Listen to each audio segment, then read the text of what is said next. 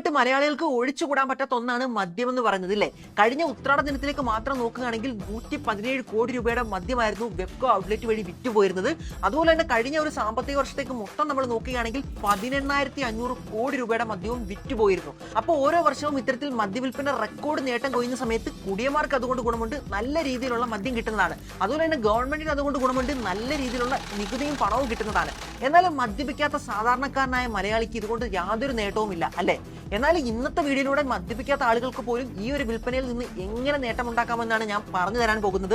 അപ്പൊ ഇന്നത്തെ വീഡിയോയിലൂടെ കേരളത്തിലെ വെബ്കോ ഔട്ട്ലെറ്റുകളിൽ ഏറ്റവും കൂടുതൽ വിൽക്കുന്ന മദ്യം ഏതാണെന്നും ആ ഒരു ബ്രാൻഡ് നിർമ്മിക്കുന്ന ഇന്ത്യയുടെ തന്നെ ടോപ്പ് ലിക്കർ മാനുഫാക്ചറിംഗ് കമ്പനി ഏതാണെന്നുമാണ് ഞാൻ പറയാൻ പോകുന്നത്. അതുപോലെ തന്നെ ഇതൊരു സിൻ സ്റ്റോക്ക് ആയതുകൊണ്ട് തന്നെ പല ആൾക്കാർക്കും ഈ ഒരു കമ്പനിയിൽ ഇൻവെസ്റ്റ് ചെയ്യാൻ താല്പര്യം ഉണ്ടായിരിക്കില്ല.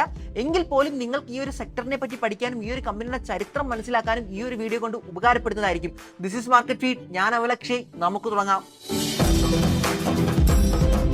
അപ്പൊ വീഡിയോ തുടങ്ങുന്നതിന് മുമ്പായിട്ട് എനിക്കൊരു കാര്യം എടുത്തു പറയാനുള്ള എന്താണെന്ന് വെച്ചാൽ, ഞാനൊരു സെബി രജിസ്ട്രേഡ് ഇൻവെസ്റ്റ്മെന്റ് അഡ്വൈസർ ഒന്നും തന്നെയല്ല. അതുപോലെ തന്നെ ഇതൊരു സ്റ്റോക്ക് റെക്കമെൻഡേഷനും അല്ല. നിങ്ങൾക്ക് ഈ ഒരു കമ്പനിയെ പറ്റിയും ഈ ഒരു സെക്ടറിനെ പറ്റിയും പഠിക്കാനായിട്ട് ഇതൊരു സ്റ്റഡി പർപ്പസിന് വേണ്ടിയിട്ട് മാത്രമാണ് ഈ ഒരു വീഡിയോ ചെയ്യുന്നത്. അപ്പൊ നമുക്ക് കേരളത്തിലെ ഔട്ട്ലെറ്റുകളിലൂടെ ഏറ്റവും കൂടുതൽ വിറ്റുപോയ ആ ബ്രാൻഡ് ഏതാണെന്ന് നോക്കാം. അതായത് നമുക്ക് ലഭ്യമായിട്ടുള്ള ഡേറ്റ വെച്ചിട്ട് 2021 കണക്ക് പറയുകയാണെങ്കിൽ ഇത്തരത്തിൽ മക്ഡോവൽസിന്റെ ബ്രാൻഡിയാണ് കേരളത്തിൽ ഏറ്റവും കൂടുതൽ ആ ഒരു കൊല്ലം വിറ്റുപോയിരുന്നത്. അതായത് നമ്മൾ നോക്കുകയാണെങ്കിൽ മൊത്തം വിൽപ്പനയുടെ 12.9% മക്ഡോവൽസ് ബ്രാൻഡിൽ സെയിൽ നടന്നിരുന്നത്. പിന്നെ നമ്മൾ നോക്കുകയാണെങ്കിൽ ഇത്തരത്തിൽ സെലിബ്രേഷൻ റെം 2.9% മൊത്തം വിൽപ്പനയുടെ 2.9% സെയിൽ നടന്നതായിട്ട് കാണാൻ പറ്റുന്നുണ്ട്. അതുപോലെ തന്നെ നമ്മൾ നോക്കുകയാണെങ്കിൽ VSOP ഡ്യൂലെക്സ് ബ്രാൻഡ് ഇത്തരത്തിൽ 1.5% സെയിൽ നടത്തിയതായും കാണാം. അപ്പൊ നമ്മൾ നോക്കുകയാണെങ്കിൽ ഈ പറയുന്ന പ്രോഡക്റ്റുകളെല്ലാം തന്നെ നിർമ്മിച്ചിരിക്കുന്നത് യുണൈറ്റഡ് സ്പിരിറ്റ്സ് ലിമിറ്റഡ് എന്ന് പറയുന്ന കമ്പനിയാണ്. കേരളത്തിലെ മൊത്തം സെയിലിന്റെ 18% വിൽപ്പനയും ഈ ഒരു കമ്പനിയാണ് നേടിയതെന്ന് കാണാം. അപ്പൊ നമ്മൾ നോക്കുകയാണെങ്കിൽ ഇന്ത്യയിലെ തന്നെ ഏറ്റവും വലിയ ലിക്കർ മാനുഫാക്ചറിംഗ്, സെയിൽ, ഡിസ്ട്രിബ്യൂഷൻ ഇതെല്ലാം തന്നെ ചെയ്യുന്ന ഏറ്റവും വലിയ കമ്പനിയാണ് ഇത്തരത്തിൽ യുണൈറ്റഡ് സ്പിരിറ്റ്സ് എന്ന് പറയുന്നത്. ആൽക്കഹോളിക് സെക്ടറിന്റെ 37% വിപണി വിഹിതമാണ് കമ്പനിക്ക് ഉള്ളതെന്നും കാണാം. അതുപോലെ തന്നെ നമുക്കറിയാവുന്ന IPL ടീമായ ബാംഗ്ലൂർ റോയൽ ചലഞ്ചേഴ്സ് എന്ന് പറയുന്ന കമ്പനി ഇത്തരത്തിൽ യുണൈറ്റഡ് സ്പിരിറ്റ്സിന്റെ സബ്സിഡറിയുമാണ്. അതുപോലെ ഒരു കാര്യം കൂടെ പറയുകയാണെങ്കിൽ നമ്മുടെ വിജയ് മല്യ പണ്ട് ഈ പറയുന്ന കമ്പനിയുടെ ചെയർമാൻ ആയിട്ട് കൂടി ഇരുന്നതാണ്. അപ്പൊ യുണൈറ്റഡ് സ്പിരിറ്റ്സിന് നിലവിൽ 15-ലേറെ ബ്രാൻഡുകളും അതുപോലെ തന്നെ 37 ഉൽപാദന കേന്ദ്രങ്ങളും 3000-ൽ അധികം ജീവനക്കാരുമാണ് ഉള്ളതെന്ന് കാണാം. അപ്പൊ നമുക്ക് ഇത്രയൊക്കെ മനസ്സിലായ സ്ഥിതിക്ക് ഇനി ഈ കമ്പനിയുടെ പ്രോഡക്റ്റുകൾ എന്തെല്ലാമാണെന്ന് ഒന്ന് നോക്കാം. അപ്പൊ യുണൈറ്റഡ് സ്പിരിറ്റ്സിന് ഇത്തരത്തിൽ വിസ്കി, വോഡ്ക, റെം, ജിന്ന്, ബ്രാൻഡി തുടങ്ങിയ കുറെ പ്രോഡക്റ്റുകൾ ഉണ്ട്. അപ്പൊ ഓരോ പ്രോഡക്റ്റും ഏതെല്ലാമാണെന്ന് നമുക്ക് പെട്ടെന്നൊന്ന് നോക്കാം. McDowell's platinum, royal challenge, signature, VSOP, celebration, Johnnie Walker, black dog തുടങ്ങിയ നിരവധി പ്രോഡക്റ്റുകളാണ് കമ്പനിക്കുള്ളത്. അപ്പൊ നമ്മൾ നോക്കുകയാണെങ്കിൽ കുടിയന്മാരുടെ ഫേവറേറ്റ് ആയിട്ടുള്ള എല്ലാ ബ്രാൻഡുകളും തന്നെ ഇത്തരത്തിൽ യുണൈറ്റഡ് സ്പിരിറ്റ്സ് നിർമ്മിക്കുന്നതായിട്ട് കാണാം. അതുപോലെ തന്നെ നമ്മൾ നോക്കുകയാണെങ്കിൽ സാധാരണക്കാരന്റെ ബ്രാൻഡ് മുതൽ ഇത്തരത്തിൽ പ്രീമിയം സെഗ്മെന്റിലുള്ള ജോണി വാക്കർ വരെ കമ്പനി വിൽക്കുന്നതായിട്ട് കാണാം. അപ്പൊ നമ്മൾ ഇൻവെസ്റ്റ് ചെയ്യാൻ പോകുന്നതിന് മുമ്പായിട്ട് തന്നെ ഇത്തരത്തിൽ ഈ ഒരു കമ്പനിയുടെ ഫണ്ടമെന്റൽസ് മനസ്സിലാക്കേണ്ടതുണ്ട്. അതിന് മുമ്പായിട്ട് തന്നെ ഇത്തരത്തിൽ ഈ ഒരു കമ്പനിയുടെ ചരിത്രത്തെ പറ്റി മനസ്സിലാക്കേണ്ടതുണ്ട്. അപ്പൊ നമുക്ക് യുണൈറ്റഡ് സ്പിരിറ്റ്സിന്റെ ചരിത്രത്തിലേക്ക് ഒന്ന് പോകാം. 1826 എന്ന് പറയുന്ന കാലഘട്ടം, ഈ ഒരു സമയത്ത് ഇന്ത്യയിൽ ഉണ്ടായിരുന്ന ബ്രിട്ടീഷുകാർക്ക് മദ്യപിക്കാനും പുകവലിക്കാനും വേണ്ടിയിട്ട് ഇത്തരത്തിൽ UK നിന്ന് ഇന്ത്യയിലേക്ക് ഈ പറഞ്ഞ മദ്യവും പുകയിലയെല്ലാം കൊണ്ടുവരുന്നതിന് വേണ്ടിയിട്ട് ഒരു ട്രേഡിംഗ് സ്ഥാപനമായിട്ട് തുടങ്ങിയ കമ്പനിയാണ് ഇത്തരത്തിൽ മക്ഡോവൽസ് എന്ന് പറയുന്നത്. അന്നത്തെ കാലത്ത് 8 ലക്ഷം രൂപ മുതൽ മുടക്കിയാണ് ഇത്തരത്തിൽ ആംഗസ് മാക്ഡോവൽ എന്ന് പറയുന്ന വ്യക്തി ഈ ഒരു സ്ഥാപനം തുടങ്ങിയത്. ഇന്നത്തെ ഒരു മൂല്യത്തിലേക്ക് നോക്കുകയാണെങ്കിൽ ഏകദേശം 31 കോടി രൂപ. അങ്ങനെ ഇരിക്കെ 1951 യുണൈറ്റഡ് ബ്രൂവറീസ് കമ്പനിയുടെ ഉടമയായിട്ടുള്ള വിറ്റൽ മല്യ ഈ ഒരു കമ്പനി ഏറ്റെടുക്കുകയാണ്. അപ്പൊ ഈ വിറ്റൽ മല്യ ആരാണെന്ന് ചോദിക്കുകയാണെങ്കിൽ നമ്മുടെ ഇന്ത്യൻ ബാങ്കുകളെ 9,000 കോടി രൂപ പറ്റിച്ചുകൊണ്ട് വിദേശത്തേക്ക് UK കടന്നു കളഞ്ഞ വിജയ് മല്യയുടെ അച്ഛനാണ് ഈ പറഞ്ഞ വിറ്റൽ മല്യ. അങ്ങനെ ഈ വിറ്റൽ മല്യ 1951 കേരളത്തിലെ ചേർത്തലയിൽ ആദ്യമായിട്ട് തന്റെ ഡിസ്റ്റിലറി ആരംഭിക്കുകയാണ്. പിന്നീട് നമുക്കറിയാം 1975 മുതൽ 77 വരെ ഇന്ത്യയിൽ അടിയന്തരാവസ്ഥയായിരുന്നു. ആ ഒരു അടിയന്തരാവസ്ഥ കഴിഞ്ഞിട്ട് മൊറാർജി ദേശായി ഇത്തരത്തിൽ രാജ്യത്തിന്റെ പ്രധാനമന്ത്രിയായി. അദ്ദേഹം പ്രധാനമന്ത്രി ആയപ്പോൾ തന്നെ ചെയ്തൊരു കാര്യം എന്താണെന്ന് വെച്ചാൽ ഇന്ത്യയിൽ മദ്യനിരോധനം കൊണ്ടുവന്നു. അപ്പൊ ഈ ഒരു അവസ്ഥയിൽ ഇന്ത്യയിലെ പല ഡിസ്റ്റിലറികളും അടച്ചുപൂട്ടേണ്ട ഒരു അവസ്ഥയിലേക്ക് എത്തി. അപ്പൊ ഇതൊരു അവസരമായി കണ്ട വിറ്റൽ മല്യ എന്താ ചെയ്തതെന്ന് വെച്ചാൽ അദ്ദേഹത്തിന് അറിയാമായിരുന്നു ഈ ഒരു മദ്യനിരോധനം അധിക കാലം ഒന്നും നീണ്ടുപോകുകയില്ലെന്ന്. അപ്പൊ ഈ ഒരു സമയത്ത് അദ്ദേഹം ചെയ്തത് എന്താണെന്ന് വെച്ചാൽ ഇത്തരത്തിൽ എല്ലാ ഡിസ്റ്റിലറികളും അടച്ചുപൂട്ടാൻ നിന്ന് എല്ലാ മദ്യ നിർമ്മാണശാലകളും ഷെയറുകളും അദ്ദേഹം കുറഞ്ഞ വിലയ്ക്ക് വാങ്ങി കൂട്ടാനായിട്ട് തുടങ്ങി. അങ്ങനെ ആ ഒരു കുറഞ്ഞ സമയം കൊണ്ട് അദ്ദേഹത്തിന് ഒരുപാട് ഡിസ്റ്റിലറികൾ സ്വന്തമാക്കാനായിട്ട് സാധിച്ചു. എന്നാലും പിന്നീട് അധികകാലം മൊറാർജി ദേശായിക്ക് ആ ഒരു പ്രധാനമന്ത്രി സ്ഥാനത്ത് തുടരാൻ സാധിച്ചിരുന്നില്ല. വീണ്ടും ഇന്ദിരാഗാന്ധി അധികാരത്തിൽ വന്നപ്പോൾ ഇത്തരത്തിൽ മദ്യനിരോധനം മാറ്റുകയുണ്ടായി. അപ്പൊ ഈ ഒരു സാഹചര്യത്തിൽ അദ്ദേഹത്തിന് ആ ഒരു എല്ലാ ഡിസ്റ്റിലറികളിലും ഇതുപോലെ മദ്യം ഉൽപാദനം നടത്താൻ സാധിച്ചു. അതിലൂടെ തന്നെ ആ ഒരു മദ്യ വ്യവസായത്തെ അടിപൊളിയായിട്ട് മുന്നിലേക്ക് കൊണ്ടുപോകാനും ഇത്തരത്തിൽ യുണൈറ്റഡ് ബ്രൂവറീസ് എന്ന് പറയുന്ന അദ്ദേഹത്തിന്റെ കമ്പനി വലിയ വിജയത്തിലേക്ക് എത്തിക്കാനും അദ്ദേഹത്തിന് സാധിച്ചു. പിന്നീട് 1983 ഇത്തരത്തിൽ വിറ്റൽ മല്യ മരണപ്പെടുകയാണ്.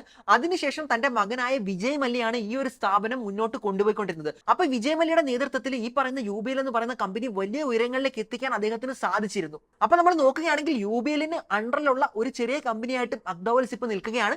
അതിനുശേഷം കുറെ നാളത്തെ പ്രവർത്തനങ്ങൾക്കൊക്കെ ഒടുവിൽ തന്നെ പല ലയനങ്ങളിലൂടെയും പല ഏറ്റെടുക്കലിലൂടെയും ഇത്തരത്തിൽ ഈ പറയുന്ന മക്ഡോവൽസ് എന്ന് പറയുന്ന ആ ഒരു കമ്പനി ഇത്തരത്തിൽ യുണൈറ്റഡ് സ്പിരിറ്റ്സ് ലിമിറ്റഡ് ആയിട്ട് മാറ്റുകയാണ്. അങ്ങനെ ഇരിക്കെ 2013 $290 മില്യൺ ഇൻവെസ്റ്റ് ചെയ്തുകൊണ്ട് ഡിയാജോ ഗ്രൂപ്പ് ഇത്തരത്തിൽ യുണൈറ്റഡ് സ്പിരിറ്റ്സിന്റെ 10% ഓഹരികൾ ഏറ്റെടുക്കുകയായിരുന്നു.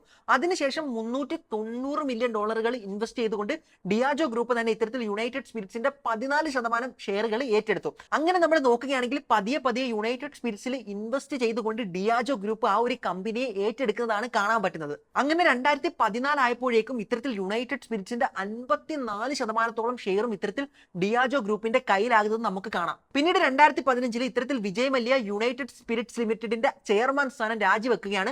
നമുക്കറിയാം അതിനുശേഷം അദ്ദേഹം നാട് വിട്ടു പോവുകയാണ് അല്ലെ. അപ്പൊ കടം കയറി അദ്ദേഹം നാട് വിട്ടു പോയ സമയത്ത് ഇത്തരത്തിൽ യുണൈറ്റഡ് സ്പിരിറ്റ്സ് ലിമിറ്റഡിനെ ഇത്തരത്തിൽ ഡിയാജോ ഗ്രൂപ്പ് മൊത്തത്തിൽ ഏറ്റെടുത്തു. അതുപോലെ തന്നെ യുണൈറ്റഡ് ബ്രൂവറീസിനെ ഹൈനക്കനും ഏറ്റെടുത്തു. നിലവിലെ ഇത്തരത്തിൽ യുണൈറ്റഡ് സ്പിരിറ്റ്സും യുണൈറ്റഡ് ബ്രൂവറീസ് എന്ന് പറയുന്നത് 2 കമ്പനികളാണ്. ഇത്തരത്തിൽ യുണൈറ്റഡ് സ്പിരിറ്റ്സ് ഇന്ത്യയിൽ ആൽക്കഹോൾ നിർമ്മിക്കുന്ന സമയത്ത് ഇത്തരത്തിൽ യുണൈറ്റഡ് ബ്രൂവറീസ് ബിയർ ആണ് നിർമ്മിച്ചുകൊണ്ടിരിക്കുന്നത്. ഇപ്പൊ നിങ്ങൾക്ക് കമ്പനിയുടെ ഹിസ്റ്ററിയെ പറ്റി ചെറിയൊരു ധാരണ കിട്ടിയെന്ന് വിചാരിക്കുന്നു. ഇനി നമുക്ക് ഇത്തരത്തിൽ സ്വോട്ട് അനാലിസിസ് നടത്താം. അതായത് കമ്പനിയുടെ സ്ട്രെങ്ത് എന്തൊക്കെയാണെന്നും വീക്ക്നെസ് എന്തൊക്കെയാണെന്നും അതുപോലെ തന്നെ ഓപ്പർച്യൂണിറ്റീസും ത്രെറ്റ് എന്തൊക്കെയാണെന്നും ഈ കാര്യങ്ങളെല്ലാം തന്നെ പെട്ടെന്നൊന്ന് നോക്കാം. അപ്പൊ നമ്മൾ സ്ട്രെങ്തിലേക്ക് കടക്കുകയാണെങ്കിൽ ഇന്ത്യയിലെ തന്നെ നമ്പർ 1 ലിക്വർ മാനുഫാക്ചറിംഗ് കമ്പനിയാണ് യുണൈറ്റഡ് സ്പിരിറ്റ്സ് എന്ന് പറയുന്നത്.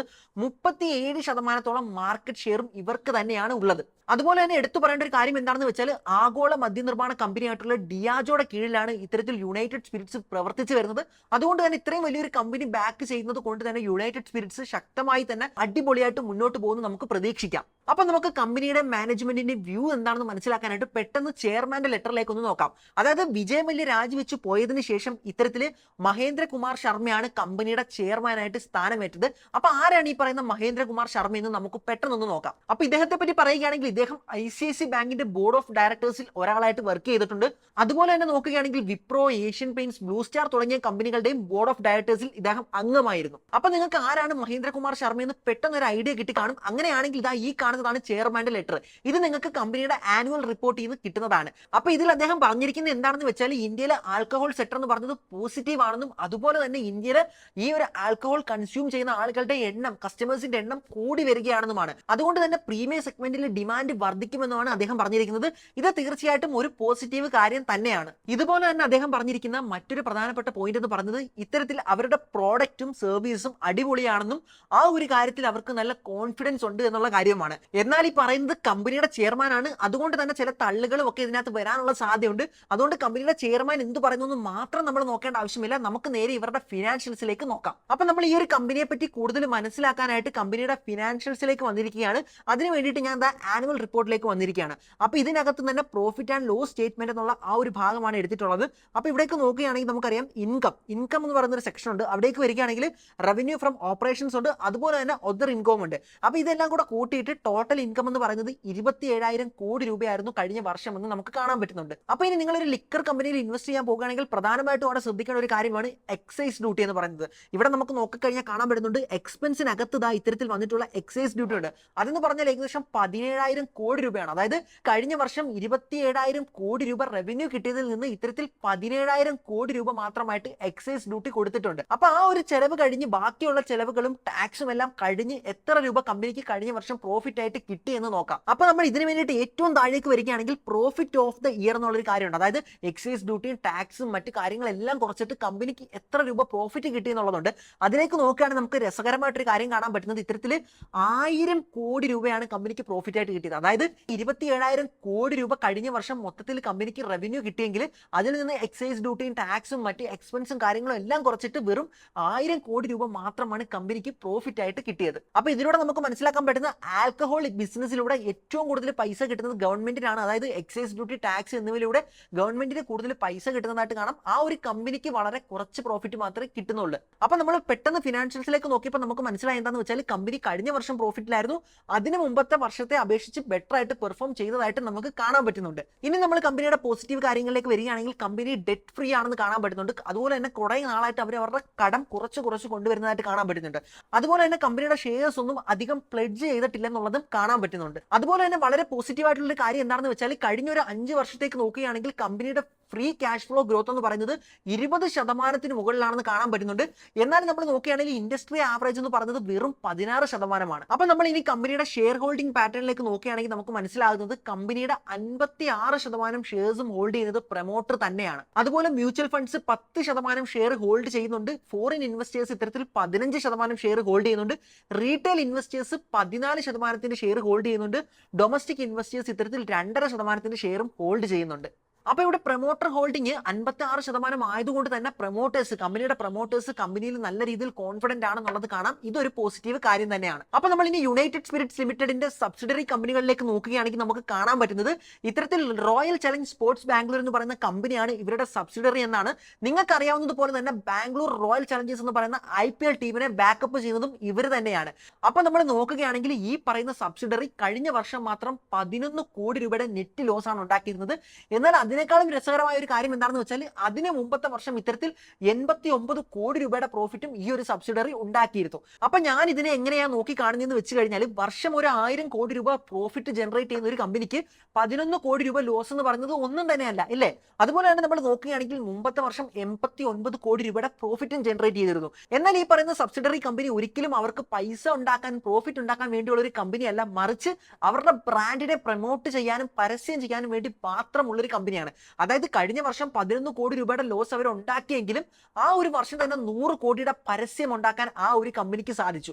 അപ്പൊ ഇത്തരത്തിൽ റോയൽ ചലഞ്ച് എന്ന് പറയുന്ന അവരുടെ ഒരു ബ്രാൻഡിനെ ഒരിക്കലും നമുക്കറിയാം മദ്യത്തെ ഇത്തരത്തിൽ പ്രൊമോട്ട് ചെയ്യാനോ പരസ്യം ചെയ്യാനോ സാധിക്കുകയില്ല. അതുകൊണ്ട് തന്നെ റോയൽ ചലഞ്ച് എന്നുള്ള ആ ഒരു മദ്യത്തിന്റെ പേര് ഇത്തരത്തിലൊരു IPL ടീമിന് ഇട്ടുകൊണ്ട് ഇന്ത്യ മുഴുവൻ ബ്രാൻഡ് പബ്ലിഷ് ചെയ്യാൻ ആ ഒരു കമ്പനിക്ക് സാധിച്ചു. അപ്പൊ നമ്മൾ ഇത്രയും നേരം പറഞ്ഞുകൊണ്ടിരുന്നത് കമ്പനിയുടെ സ്ട്രെങ്തിനെ പറ്റിയാണ്, പോസിറ്റീവ് കാര്യങ്ങളെ പറ്റിയാണ്. ഇനി നമ്മൾ നോക്കാൻ പോകുന്ന കമ്പനിയുടെ വീക്ക്നെസിനെ പറ്റിയും നെഗറ്റീവിനെ പറ്റിയുമാണ്. അപ്പൊ കഴിഞ്ഞ 5 വർഷത്തെ കമ്പനിയുടെ റവന്യൂ ഗ്രോത്ത് എന്ന് പറയുന്നത് കുറഞ്ഞിട്ടുള്ളതായിട്ട് നമുക്ക് കാണാൻ പറ്റുന്നുണ്ട്. അതായത് 4.65% റവന്യൂ ഗ്രോത്ത് മാത്രമേ ഇവർക്ക് നേടാൻ പറ്റിയിട്ടുള്ളൂ. എന്നാൽ ഇൻഡസ്ട്രി ആവറേജിലേക്ക് നോക്കുകയാണെങ്കിൽ അത് 7% മുകളിലാണ്. ഇത് അത്ര നല്ല കാര്യമല്ല. അതുപോലെ തന്നെ നോക്കുകയാണെങ്കിൽ കമ്പനിയുടെ നെറ്റ് ഇൻകം ആവറേജ് എന്ന് പറയുന്നത് 12% മുകളിലാണ്. എന്നാൽ ഇൻഡസ്ട്രി ആവറേജ് എന്ന് പറയുന്നത് 15% മുകളിലാണെന്നും കാണാം. അതുപോലെ തന്നെ കഴിഞ്ഞ 5 വർഷത്തിലേക്ക് നോക്കിക്കഴിഞ്ഞാൽ കമ്പനിയുടെ മാർക്കറ്റ് ഷെയർ 41% നിന്നും 37% വീണതായിട്ട് നമുക്ക് കാണാൻ പറ്റുന്നുണ്ട്. അപ്പം മൊത്തത്തിൽ പറയുകയാണെങ്കിൽ കഴിഞ്ഞ 5 വർഷമായിട്ട് കമ്പനിയുടെ പെർഫോമൻസ് അത്ര അടിപൊളിയല്ല, കുറച്ച് മോശമായി വരുന്നത് കാണാൻ പറ്റുന്നുണ്ട്. അപ്പൊ നമ്മൾ ഇനി വീക്ക്നെസ്സിലേക്ക് കൂടുതൽ നോക്കാൻ നേരം നേരത്തെ നമ്മൾ ചെയർമാൻ്റെ ഒരു ലെറ്റർ നോക്കിയിരുന്നല്ലോ അല്ലെ? അപ്പൊ ആ ഒരു ലെറ്ററിൽ അദ്ദേഹം നെഗറ്റീവായിട്ട് പറയുന്ന ഒരു കാര്യം എന്താണെന്ന് വെച്ചാൽ ഇത്തരത്തിൽ പ്രൈസ് ഹൈക്കിങ് ആ ഒരു സെയിൽസിനെ ബാധിക്കുമെന്നുള്ള ഒരു കൺസേൺ അദ്ദേഹം സൂചിപ്പിക്കുന്നുണ്ട്. അതായത് പറയുന്നത് എന്താണെന്ന് വെച്ചാൽ ഇത്തരത്തിൽ ഗവൺമെന്റ് ടാക്സും മറ്റു കാര്യങ്ങളും ഒക്കെ കൂട്ടിയിട്ട് ആ ഒരു മദ്യത്തിന്റെ ആ ഒരു പ്രൊഡക്റ്റിന്റെ വില കൂട്ടാൻ സാധ്യതയില്ലേ? അപ്പൊ ആ ഒരു പ്രൈസ് ഹൈക്കിങ് അവരുടെ സെയിൽസിനെ ബാധിക്കുമെന്ന് തന്നെയാണ് ആ ഒരു സെക്ടറിലുള്ള എല്ലാവരുടെയും തന്നെ പേടി. അപ്പൊ എന്നാൽ അദ്ദേഹം മറ്റൊരു കാര്യം അവരുടെ കൂടെ തന്നെ പറയുന്നത് എന്താണെന്ന് വെച്ചാൽ അവർ നല്ല നല്ല പ്രോഡക്റ്റുകളും നല്ല നല്ല സർവീസും കൊടുത്തുകൊണ്ട് അതിനെ സോർട്ട് ചെയ്യുമെന്നാണ് പറയുന്നത്. അപ്പൊ നമ്മൾ ഇത്തരത്തിൽ ഒരു സൈഡിൽ യുണൈറ്റഡ് സ്പിരിറ്റ്സിന്റെ സ്ട്രെങ്തിനെ പറ്റി പറഞ്ഞു, മറ്റൊരു സൈഡിൽ അതിന്റെ വീക്ക്നെസിനെ പറ്റി പറഞ്ഞു. ഇനി നമുക്ക് നോക്കേണ്ടത്, ഒരു ഇൻവെസ്റ്റർ എപ്പോഴും നോക്കേണ്ടത് ഓപ്പർച്യൂണിറ്റിയെ പറ്റിയാണ് അല്ലെ? അങ്ങനെയാണെങ്കിൽ കഴിഞ്ഞ 5 വർഷം യുണൈറ്റഡ് സ്പിരിറ്റ്സ് അത്ര അടിപൊളിയായിട്ടൊന്നും വർക്ക് ചെയ്തില്ല. അങ്ങനെയാണെങ്കിൽ അടുത്തൊരു 5 വർഷത്തേക്ക് യുണൈറ്റഡ് സ്പിരിറ്റ്സ് അടിപൊളിയായി വർക്ക് ചെയ്യാൻ സാധ്യതയുണ്ടോ? അതിന്റെ ഉള്ള ഓപ്പർച്യൂണിറ്റികളാണ് നമ്മൾ ഇനി അടുത്ത് നോക്കാൻ പോകുന്നത്. അപ്പൊ ഫ്യൂച്ചർ പൊട്ടൻഷ്യലിനെ പറ്റി പറയുകയാണെങ്കിൽ ഓൾറെഡി നമുക്ക് അറിയാവുന്നതാണ് ഇത്തരത്തിൽ ഇന്ത്യയുടെ ആ ഒരു ആൽക്കഹോൾ കൺസപ്ഷൻ കൂടി വരികയാണ്. അതുകൊണ്ട് തന്നെ ഇത്തരത്തിൽ ആ ഒരു സെയിൽ വർദ്ധിക്കാനും ഡിമാൻഡ് കൂടാനും ഒക്കെ ഉള്ള ഒരു സാധ്യത ഇവിടെ ഉണ്ട് അല്ലെ? ആ ഒരു കാര്യം ചെയർമാന്റെ ലെറ്ററിൽ അദ്ദേഹവും പറഞ്ഞിട്ടുണ്ട്. ഒരുപാട് റിപ്പോർട്ടുകൾ നമ്മൾ പരിശോധിക്കുകയാണെങ്കിൽ അതിലെല്ലാം തന്നെ അത് കാണാൻ പറ്റുന്നതുമാണ്. അതുപോലെ തന്നെ ആളുകളുടെ ആ ഒരു സോഷ്യൽ ഡ്രിങ്കിങ് സ്റ്റാറ്റസും ആ ഒരു കൾച്ചറും ഒക്കെ കാര്യങ്ങളൊക്കെ അപ്ഡേറ്റ് ആയി വരികയാണ്. അതുകൊണ്ട് തന്നെ പണ്ടത്തെക്കാൾ കൂടുതലായിട്ട് ഇത്തരത്തിൽ ആളുകൾ മദ്യപാന ശീലം തുടരാനുള്ള സാധ്യതയും ഇന്ത്യയിൽ നിലനിൽക്കുന്നുണ്ട്. എന്നാൽ എനിക്ക് കണ്ടപ്പം ഏറെ അട്രാക്റ്റീവ് ആയിട്ട് തോന്നി എന്താണെന്ന് വെച്ചാൽ യുണൈറ്റഡ് സ്പിരിറ്റ്സ് അവരുടെ പ്ലാറ്റ്ഫോം ഡിജിറ്റലൈസ് ചെയ്യുന്നു എന്നുള്ളതാണ്. അതായത് അവർക്ക് വേണ്ടിയിട്ട് തന്നെ inthebar.com എന്ന് പറഞ്ഞിട്ട് ഒരു വെബ്സൈറ്റ് തുടങ്ങിയിരിക്കുകയാണ്. ആ ഒരു വെബ്സൈറ്റിലൂടെ ആളുകൾക്ക് വേണ്ടിയിട്ട് ഡിജിറ്റലി ഒരുപാട് സേവനങ്ങൾ അവർ കൊടുക്കുന്നു. ഇതിനൊപ്പം തന്നെ അടുത്തൊരു വലിയ വിപ്ലവകരമായ ഒരു നീക്കം അവർ ചെയ്ത് എന്താണെന്ന് വെച്ചാൽ ഹോം ഡെലിവറി, മദ്യം ഇത്തരത്തിൽ സ്വിഗ്ഗി വഴി ഹോം ഡെലിവറി ചെയ്യുന്ന ഒരു സംവിധാനവും അവർ ആരംഭിച്ചു കഴിഞ്ഞു. നിലവിൽ നമ്മൾ നോക്കുകയാണെങ്കിൽ വെസ്റ്റ് ബംഗാളിലും ഒഡീഷയിലും മാത്രമേ ഈ ഒരു സേവനം ലഭ്യമാകുകയുള്ളൂ. എന്നാൽ ഈ ഒരു സേവനം ഇന്ത്യ മൊത്തത്തിൽ എത്തിക്കുന്നതിന് വേണ്ടിയിട്ട് പല സ്റ്റേറ്റ് ഗവൺമെന്റുമായിട്ടും ഇത്തരത്തിൽ കമ്പനി ചർച്ച നടത്തി വരികയാണ്. അങ്ങനെയാണെങ്കിലും മുന്നിലേക്ക് ഈ ഒരു സെക്ടർ അടിപൊളിയാവുകയാണെങ്കിൽ നമുക്കറിയാം ഈ ഒരു രീതിയിൽ മദ്യവിൽപ്പന കൂടുന്നത് കൊണ്ട് ഗവൺമെന്റിന് എന്തായാലും നേട്ടം തന്നെയാണ്. അതുകൊണ്ട് തന്നെ മുന്നിലേക്ക് ഇപ്പൊ വെസ്റ്റ് ബംഗാളിലും ഒഡീഷയിലും നടക്കുന്ന ആ ഒരു ഹോം ഡെലിവറി സെയിൽ ഇനി മുന്നിലേക്ക് ബാംഗ്ലൂരിലും ഡൽഹിയിലും മറ്റ് ഇന്ത്യയിലും മറ്റ് സ്റ്റേറ്റുകളിലൊക്കെ നടക്കുകയാണെങ്കിൽ ഇത്തരത്തിൽ ഓട്ടോമാറ്റിക് ആയിട്ട് ഈ ഒരു യുണൈറ്റഡ് സ്പിരിറ്റ്സിന്റെ സെയിൽ വർദ്ധിക്കുന്നതായിരിക്കും. അവർക്ക് ആ ഒരു സെക്ടറിൽ തന്നെ ഉള്ള ആധിപത്യം തുടരാനും ശക്തമായി വളരാനും സാധിക്കുന്നതായിരിക്കും. അപ്പൊ ഇനി നമുക്ക് ഈ ഒരു മേഖലയ്ക്കും ഈ ഒരു കമ്പനിക്കുമുള്ള ത്രെട്ട് എന്താണെന്ന് നോക്കാം. അപ്പൊ പ്രധാനമായും പറയാനാണെങ്കിൽ രണ്ട് ഭീഷണികളാണുള്ളത്. ഒന്ന് ഇത്തരത്തിൽ ഗവൺമെന്റിന്റെ റെഗുലേഷൻസ്. അതായത് നമുക്കറിയില്ലേ പല സമയത്ത് ഗവൺമെന്റ് വന്നിട്ട് പറയാറുണ്ട് ഇത്തരത്തിൽ മദ്യം നിരോധിക്കുകയാണ്, മദ്യവിൽപ്പന സമ്പൂർണ്ണമായിട്ടും തടയുകയാണെന്ന്. എന്നാൽ പല ഇലക്ഷനൊക്കെ അടുത്ത് വരുമ്പോഴായിരിക്കും പല ഗവൺമെന്റും ഇത്തരത്തിൽ പറഞ്ഞത്. നമുക്ക് തന്നെ അറിയാം നമ്മുടെ കേരളത്തിൽ പലപ്പോഴും പല ഗവൺമെന്റുകളും പല പാർട്ടികളും ഇത്തരത്തിൽ മദ്യം നിരോധിക്കുകയാണെന്ന് ഇലക്ഷൻ ടൈമിൽ പറഞ്ഞിട്ട് പിന്നീട് ഇലക്ഷനൊക്കെ കഴിഞ്ഞതിന് ശേഷം ആ ഒരു മദ്യവിൽപ്പന കൂടുതൽ ബാറുകൾ തുറക്കുകയും കൂടുതൽ എടുത്ത് ഇത്തരത്തിൽ വിൽപ്പനകൾ അനുവദിക്കുകയും ചെയ്യുന്നത് നമുക്കറിയാം ഇല്ലേ. ഇനി ആ ഒരു ഇലക്ഷൻ വീണ്ടും അടുത്ത ഇലക്ഷൻ വരുമ്പോൾ ഇതേ ഗവൺമെന്റും ഇതേ പാർട്ടിയും തന്നെ ഇത്തരത്തിൽ മദ്യനിരോധനം നിർത്തുന്നതായിട്ടും പറയാറുണ്ട്. അപ്പൊ ഈ ഒരു സാഹചര്യത്തിൽ നമ്മൾ നോക്കുകയാണെങ്കിൽ ഇലക്ഷൻ വരുന്ന സമയത്ത് അല്ലെങ്കിൽ വളരെ ഇമ്പോർട്ടന്റ് ആയിട്ടുള്ള സമയത്ത് ഇത്തരത്തിൽ മദ്യം നിരോധിച്ചു എന്ന് പറയുന്നു, പിന്നീട് ആ ഒരു തീരുമാനം അവർ തന്നെ മാറ്റുന്നു. അപ്പൊ ഈ ഒരു സാഹചര്യത്തിൽ ഈ ഒരു മേഖല വോളറ്റൈൽ ആയിട്ട് ഇങ്ങനെ പോയിക്കൊണ്ടിരിക്കുകയാണ്. അതായത് ഒരു സ്ഥിരത ഇല്ലാതെ എന്ന് എപ്പം എന്ത് മാറ്റം കൊണ്ടുവരുന്ന അറിയാത്ത ഒരു പ്രശ്നം ഇല്ലേ. അപ്പൊ ഇത്തരത്തിലുള്ള ഗവൺമെന്റ് റെഗുലേഷൻസ് തീർച്ചയായിട്ടും ആൽക്കഹോളിക് കമ്പനികൾക്ക് മൊത്തത്തിൽ ഒരു ഭീഷണി തന്നെയാണ്. എന്നാലും നമ്മൾ ലോങ് ടേമിലേക്ക് നോക്കുകയാണെങ്കിൽ നമുക്ക് തന്നെ കാണാൻ പറ്റുന്നുണ്ട് കമ്പനി ഉണ്ടാക്കുന്ന വലിയ പ്രോഫിറ്റിൽ നിന്ന് കൂടുതൽ ശതമാനവും പ്രോഫിറ്റ് കിട്ടുന്നത് ഇത്തരത്തിൽ ഗവൺമെന്റിന് തന്നെയാണ്. അതുകൊണ്ട് തന്നെ എന്നേക്കുമായിട്ട് സമ്പൂർണ്ണമായിട്ടൊന്നും ഇത്തരത്തിൽ ആ ഒരു മദ്യമേഖലയെ ഇന്ത്യയിൽ നിന്ന് പൂർണ്ണമായിട്ട് തുടച്ചു മാറ്റുകയില്ല. ഇലക്ഷൻ വരുന്ന സമയത്ത് മാത്രമായിരിക്കും ഇത്തരം റെഗുലേഷൻസ് ഉണ്ടായിരിക്കുക. അപ്പൊ ആ ഒരു ടൈമിൽ ഇത്തരത്തിൽ ഷെയർസിന്റെ വില ഇടിയുകയാണെങ്കിൽ അതൊരു ഓപ്പർച്യൂണിറ്റി ആയിട്ട് കണ്ടുകൊണ്ട് ഇൻവെസ്റ്റ് ചെയ്യാനായിട്ട് സ്വയം പഠിച്ചുകൊണ്ട് ശ്രമിക്കാവുന്നതാണ്. അപ്പൊ രണ്ടാമത്തെ ഭീഷണി എന്താണെന്ന് ചോദിച്ചു കഴിഞ്ഞാൽ അത് ടാക്സേഷൻ ആണ് അല്ലെ. നമുക്കറിയാം ഇപ്പൊ തന്നെ ഓൾറെഡി വലിയ രീതിയിലുള്ള എക്സൈസ് ഡ്യൂട്ടി ഒക്കെ ഈ ഒരു മദ്യവിൽപ്പനയുടെ പുറത്ത് ചുമത്തുന്നുണ്ട്. എന്നാലും മുന്നിലേക്ക് ഇത് കൂടുകയാണെങ്കിൽ അത് ഈ പറയുന്ന സെക്ടറിനെ തീർച്ചയായിട്ടും ബാധിച്ചേക്കാം. അപ്പൊ ഇന്ത്യയിലെ തന്നെ ടോപ്പ് ലിക്കർ മാനുഫാക്ചർ ആയിട്ടുള്ള യുണൈറ്റഡ് സ്പിരിറ്റ്സിനെ പറ്റി നിങ്ങൾക്ക് വിശദമായിട്ട് മനസ്സിലായി എന്ന് വിശ്വസിക്കുന്നു. ഈ ഒരു SWOT അനാലിസിസിലൂടെ തന്നെ കമ്പനിയുടെ സ്ട്രെങ്തിനെ പറ്റിയും വീക്ക്നെസിനെ പറ്റിയും ഓപ്പർച്യൂണിറ്റിനെ പറ്റിയും ത്രെട്ടിനെ പറ്റി നിങ്ങൾക്ക് വിശദമായിട്ട് വ്യക്തമായിട്ട് മനസ്സിലായെന്നും വിശ്വസിക്കുന്നു. അപ്പൊ വീഡിയോ ഒന്ന് കൺക്ലൂഡ് ചെയ്ത് പറയാനാണെങ്കിൽ ഇന്ത്യയിലെ ആൽക്കഹോൾ സെക്ടറിലേക്ക് നമ്മൾ നോക്കുകയാണെങ്കിൽ ചെറിയ ചെറിയ രീതിയിലുള്ള പ്രശ്നങ്ങൾ ഉണ്ടെങ്കിലും മുന്നിലേക്ക് ലോങ് ടൈമിലേക്ക് ഈ ഒരു സെക്ടർ പോസിറ്റീവ് ആണെന്ന് തന്നെ നമുക്ക് കാണാൻ പറ്റുന്നതാണ്. അതുപോലെ തന്നെ സ്വിഗ്ഗി വഴി സൊമാറ്റോ വഴിയുള്ള ആൽക്കഹോളിന്റെ ഹോം ഡെലിവറി രാജ്യം മുഴുവൻ ആക്റ്റീവ് ആവുകയാണെങ്കിൽ അവിടെയും ഇത്തരത്തിൽ ആൽക്കഹോളിന്റെ സെയിൽ ഇപ്പോൾ ഉള്ളതിനേക്കാളും വളരെ കൂടുതലാവുന്നതായിരിക്കും. ആ ഒരു കേസിലും ഇത്തരത്തിലുള്ള ആൽക്കഹോൾ കമ്പനികൾക്ക് ഒരുപാട് നേട്ടം ഉണ്ടാക്കാൻ പറ്റുന്നതാണ്. അപ്പൊ ഈ വരുന്ന ഓണത്തിന് കേരളത്തിലെ മദ്യവിൽപ്പന റെക്കോർഡ് നേട്ടം കൊയ്യുകയാണെങ്കിൽ തീർച്ചയായിട്ടും യുണൈറ്റഡ് സ്പിരിറ്റ്സിനും അതിൽ നിന്ന് എന്തെങ്കിലുമൊക്കെ നേട്ടം കിട്ടിയേക്കാം. അങ്ങനെയെങ്കിൽ ഒരു കാര്യം ഒന്നുകൂടി എടുത്തു പറയുകയാണെങ്കിൽ ഇതൊരിക്കലും ഒരു സ്റ്റോക്ക് റെക്കമെൻഡേഷൻ അല്ല. നിങ്ങൾ തീർച്ചയായിട്ടും പഠിച്ച് മനസ്സിലാക്കിയിട്ട് മാത്രം മുന്നിലേക്ക് പോവുക. അപ്പൊ ഈ വീഡിയോ കാണുന്ന മദ്യപിക്കുന്നവർക്കും മദ്യപിക്കാത്തവർക്കും എന്റെ ഹൃദയം നിറഞ്ഞ ഓണാശംസകൾ.